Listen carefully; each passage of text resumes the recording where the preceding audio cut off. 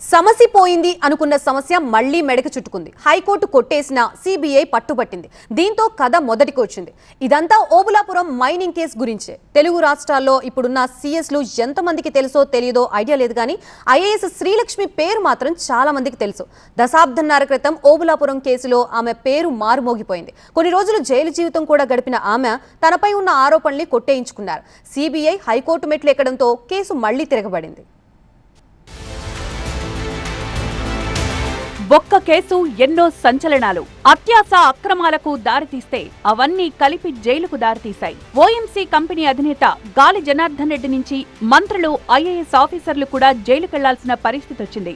ఈ కేసులో గాలి జనార్దన్ రెడ్డికి సిబిఐ కోర్టు 7 ఏళ్ల జైలు శిక్ష విధిస్తూ ఈ ఏడాది మేలో తీర్పు చెప్పింది. గాలి జనార్దన్ రెడ్డితో పాటు శ్రీనివాస్ రెడ్డి, రాజగోపాల్, అలీఖాన్లతో పాటు ఓఎంసీ కంపెనీని దోషులుగా తేల్చారు.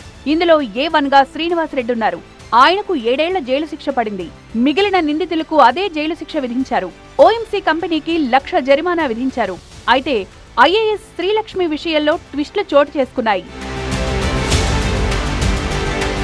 ఈ కేసు 2006లో శ్రీలక్ష్మి పరిశ్రమల శాఖ కార్యదర్శిగా బాధ్యతలు స్వీకరించిన తర్వాత మొదలైంది. ఓబులాపురం మైనింగ్ లీజ్ వ్యవహారంలో శ్రీలక్ష్మి అధికార దుర్వినియోగానికి పాల్పడ్డారని సిబిఐ ఆరోపించింది. లీజుల కేటాయింపులో నిబంధనలను ఉల్లంఘించి అక్రమ రీతిలో అనుమతులు మంజూరు చేశారని సిబిఐ వాదనలు వినిపించింది. ఈ వాదనలతో హైకోర్టు ఏకీభవించింది. ఈ నేపథ్యంలో శ్రీలక్ష్మి దాఖలు చేసిన రివిజన్ పిటిషన్ను కూడా హైకోర్టు పరిగణలోకి తీసుకుంది. గతంలో సుప్రీంకోర్టు ఈ కేసు విచారణను 3 నెలల్లో పూర్తి చేయాలని హైకోర్టుకు ఆదేశించింది. ఈ ఆదేశాల మేరకు తెలంగాణ హైకోర్టు 3 నెలల్లో విచారణ పూర్తి చేసి తీర్పు వెలువరించింది. అంతకుముందు శ్రీలక్ష్మిని ఈ కేసు నుంచి డిశ్చార్జ్ చేస్తూ 2022లో తెలంగాణ హైకోర్టు తీర్పు ఇచ్చింది. అయితే ఈ తీర్పు ప్రతివాదుల వాదనలను పరిగణలోకి తీసుకోకుండా ఇచ్చిందని సిబిఐ సుప్రీంకోర్టును ఆశ్రయించింది. దీంతో సుప్రీంకోర్టు ఈ కేసును మళ్లీ విచారించాలని తెలంగాణ హైకోర్టుకు ఆదేశాలు జారీ చేసింది. ఇప్పుడు హైకోర్టు శ్రీలక్ష్మిని ఓబులాపురం మైనింగ్ కేసులో నిందితురాలుగా తేల్చింది. దీంతో శ్రీలక్ష్మి డిశ్చార్జ్ పిటిషన్ తిరస్కరణకు గురైంది. ఇప్పుడు ఈ కేసు సిబిఐ కోర్టులో విచారణకు వెళ్లనుంది. ఇక్కడ శ్రీలక్ష్మిపై ఆరోపణలపై పూర్తి స్థాయి ట్రయల్ జరగనుంది. ఓబులాపురం మైనింగ్ కేసు ఉమ్మడి ఆంధ్రప్రదేశ్లో సంచలనం సృష్టించిన కేసు. అధికారులు, రాజకీయ నాయకులు, మైనింగ్ కంపెనీల మధ్య సంబంధాలు, అక్రమాలపై సిబిఐ దర్యాప్తు చేపట్టింది. ఓబులాపురం ఆంధ్రప్రదేశ్, కర్ణాటక సరిహద్దులో ఉంటుంది. గాలి Janardhan Reddy Obulapuram mining company OMC పేరుతో అక్కడ మైనింగ్ చేశారు. రిజర్వ్ ఫారెస్ట్ ఏరియాలతో పాటు అనుమతి లేని ప్రాంతాలలో అక్రమ ఇనుము గన్ల తవ్వకం, లైసెన్స్ ఉల్లంఘనలు, పర్యావరణ నష్టం వంటి వాటికి పాల్పడ్డారు. ఈ కేసు 2009లో బయటపడింది.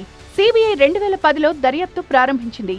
ఈ దర్యాప్తులో ఓఎంసీ లైసెన్స్ లో నిర్దేశించిన ప్రాంతాలకు మించి రిజర్వ్ ఫారెస్ట్ ఏరియాలో ఇనుము గన్లను తవ్విందని నిర్ధారించింది. ఇది పర్యావరణ నష్టానికి దారితీసింది. గాలి జనార్దన్ రెడ్డి రాజకీయ ప్రభావాన్ని ఉపయోగించి అక్రమంగా మైనింగ్ లైసెన్సులను పొందినట్లు సిబిఐ తేల్చింది. రాష్ట్ర ప్రభుత్వ అధికారులు, మంత్రులు ఓఎంసీకు అనుకూలంగా నిర్ణయాలు తీసుకోవడానికి లంచాలు తీసుకున్నారని సిబిఐ ఆరోపించింది. అయితే ఇప్పుడు ఈ కేసులో మంత్రిగా ఉన్న సబితా ఇంద్రారెడ్డి, ఐఏఎస్ అధికారి కృపానందం నిర్దోషులుగా బయటపడ్డారు.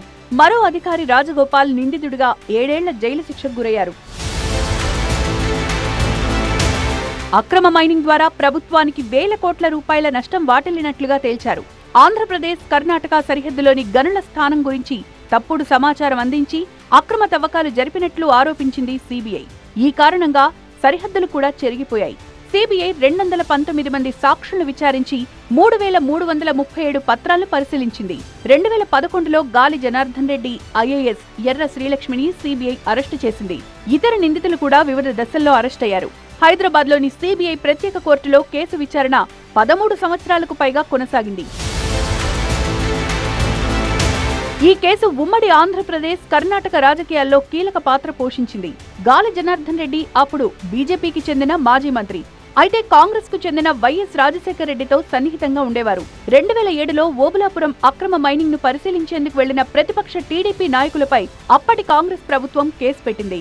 దీనిని 2025లో విజయవాడ ప్రజాప్రతినిధుల కోర్టు కొట్టివేసింది. ఇప్పుడు ఈ కేసులో ఐఏఎస్ ఆఫీసర్ శ్రీలక్ష్మి కోణంలో విచారణ ప్రారంభం కానుంది. అయితే ఎన్ని రోజుల్లో పూర్తవుతుందో చూడాలి.